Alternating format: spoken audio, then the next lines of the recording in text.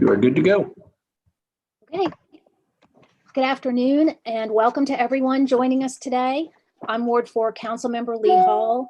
Councilmember Bierman, who normally chairs this committee, will not be with us today, so I am stepping in on her behalf. With that, I'm calling to order the City Council Oversight Committee meeting on Thursday, March 11th, 2021. The only item on the agenda is discussion regarding amendments to the smoking in public places ordinances.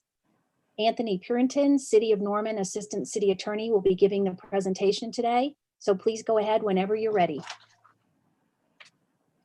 Thank you, Councilmember Hall. So I will go ahead and I will start sharing my screen with the PowerPoint presentation. It's pretty short and sweet. So this is proposed amendments to our ordinance on smoking in public places. So this would be in Chapter 10, Section 5. And so this basically is just a mirror of the state statute, which also bans smoking in public places on the state level.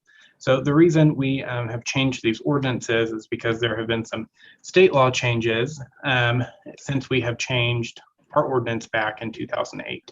So since then, there have been a few changes, and I'll go through those. And we were just updating the language in our ordinance to match that. So there are actually two places in state law where smoking in public is prohibited. We have Chapter 20 or Title 21 and Title 63.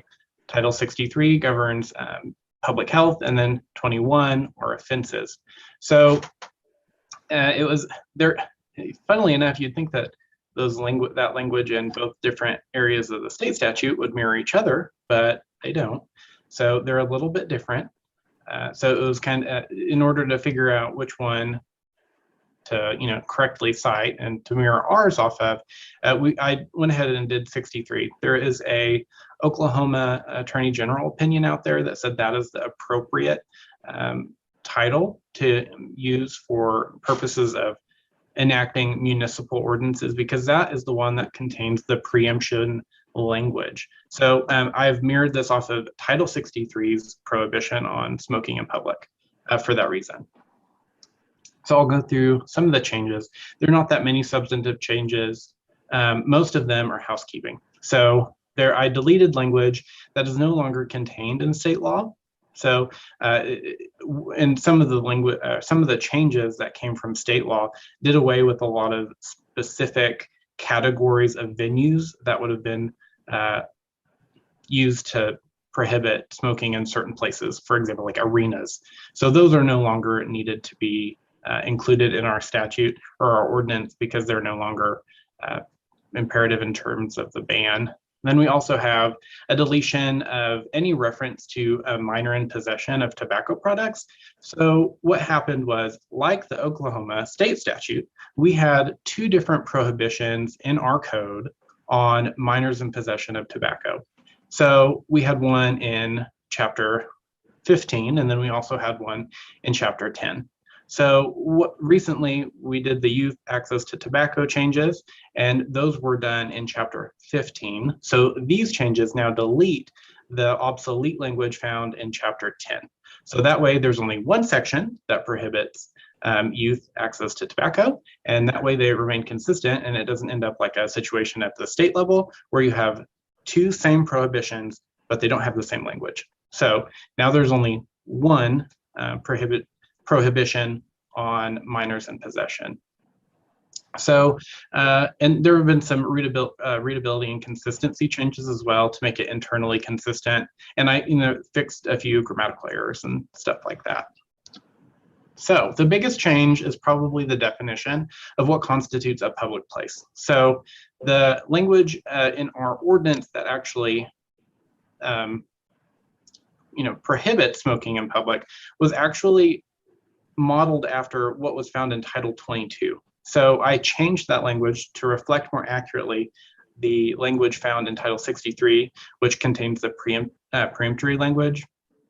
And I also changed it to include this new expanded definition of public place. So the current language in our ordinance limits the scope, like I said, to specific categories of venues, such as arenas, health facilities, and restaurants. So What this does now, we changed it to reflect state law, and it's any enclosed area where individuals other than employees are invited or permitted. So for example, under the old ordinance, you couldn't necessarily prohibit smoking in, let's say, like a CVS.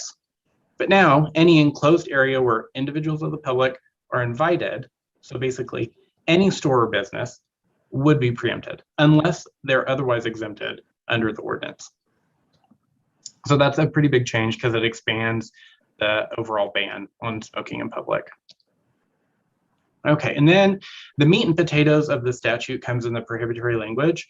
And again, that change is now consistent with Title 63 instead of Title 6 or 21, but also it adds a state law change that was recently added, and it prohibits public smoking or vaping of marijuana. And that was a state law change that was added not too long ago. So that's about it. Those are the only substantive changes. It was short and sweet, but it was little changes, but they had a pretty big impact on the scope of what was banned and where you can no longer smoke in public. Okay. Thank you very much for that very brief presentation. Mayor Clark. Not so much a question. I just want to make sure it does not fall off our radar. I'm always working with TSET and trying to get our community recognized at the highest standards for public health and policy. And one of them is banning public or smoking on all city property. And I know that is tricky, but doesn't mean we shouldn't try for it. And I don't want staff to give up on that. I know it involves negotiations with unions and all that fun stuff, but I do think it's worth it. And it should be the direction we move towards. So thank you for cleaning this up. I feel like we're a step closer, a step sideways, but not a step back. And I will take that all day long. Yes. Councilmember Nash, do you have any comments or questions? Well, okay then. So primarily this is a housekeeping endeavor so that we are in compliance with state law. Yep. Yes. And if you all are good with it, I think we could probably get it on first reading using the same memo, Anthony, on March 23rd. We can get that in. We'll get that moving forward if you all are okay with that. Okay. Our Mayor Clark, Councilmember Nash, are you comfortable with that? I am. Okay. Any other questions or discussion? We might be setting the record for the shortest city council meeting ever. This is the bragging rights. There you Set the go. record. So thank you very much for getting us up to speed and for your work that you put into the presentation. And unless there are any other questions or discussions or comments, this meeting is adjourned. Thank you, Councilmember Hall.